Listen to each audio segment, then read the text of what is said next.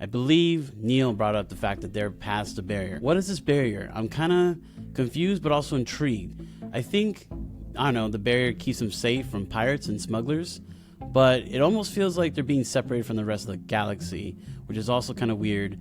Like, does the New Republic even know that they exist? I don't know. It's kind of interesting. And then my next question is At-Aten the real name of the planet where the kids are from? Like, it almost seems like they're living in a different like universe or different time zone, a different galaxy, but people have heard of it, but it was a myth according to the pirates at the spaceport that they stopped them by. But like, there obviously is like a system of society where people have careers and they do stuff, but it also seems now like no one has actually left the planet in a very long time. It also seems like there hasn't been visitors to the planet in a very long time. So also that seems kind of weird. Again, it would all be cleared up if some New Republic New Republic ships showed up at some point.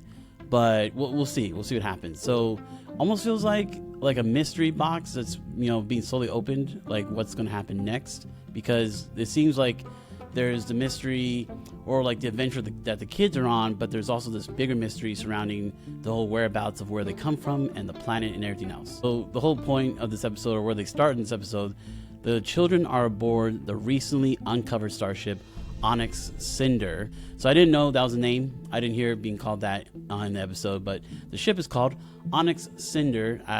Yeah, that's it. I don't have any extra things about that, but it's a cool looking ship. I actually really like it. And I don't know if it's going to be a new Star Wars favorite of mine, but I do like the ship.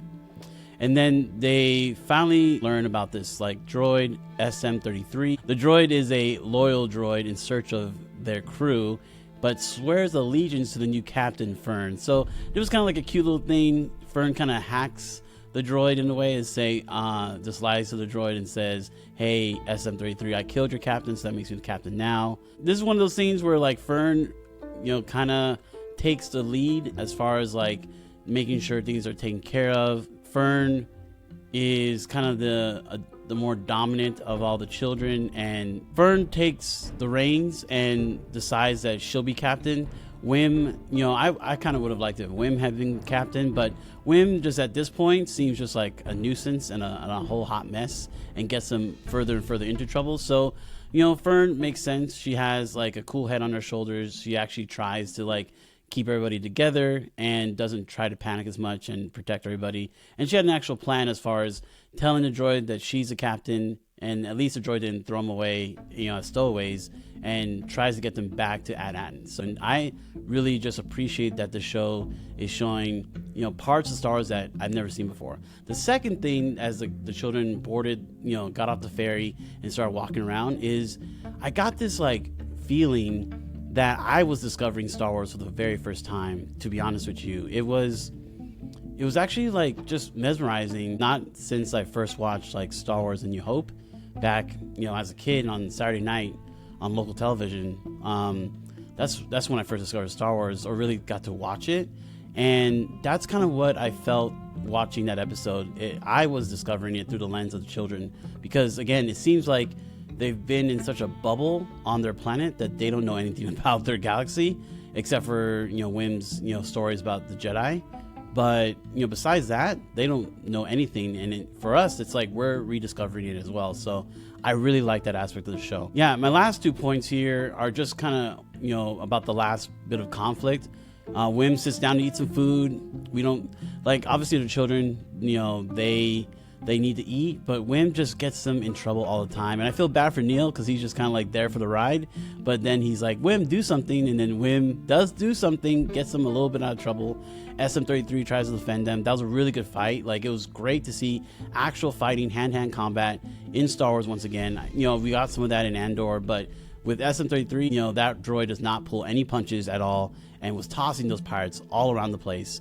That was just beautiful. I really love seeing that. I want more of that kind of action in Star Wars. And then they get thrown into the brig by what's Star Wars.com calls him, this character, Captain Brutus, the Wolfman. I don't know what species this is, or the alien race, but pretty cool. Captain Brutus is pretty awesome. And then they're in prison. They're trying to find a way to get out. They use a little like mouse rat friend that's in the eye of SM-33, which I thought was super cute. The cutest little rat I've ever seen in my life. And the rat almost gets them the keys, obviously an ode to Pirates of the Caribbean, when pirates are trying to ask the dog to get them the keys to them. That was really cool. And then they find out that they're not alone in the cell, and there's someone else in there. And again, according to StarWars.com, this character is named Jod or Jode. I'm gonna think it's pronounced Jod, but Jod turns out to be a Force user, and now we have confirmed that, at least for myself, because I'm obviously watching a lot slower than everybody else, that Jude Law's character is in fact a Force user, Force sensitive. Now, Wim calls him a Jedi, but we all know better than that. Just because someone uses the Force or has a lightsaber does not mean they're actually a Jedi. Gotta give props to Lucasfilm, and I hope the show continues to be amazing the rest of the season. All right, that's all my thoughts. Take care. Peace.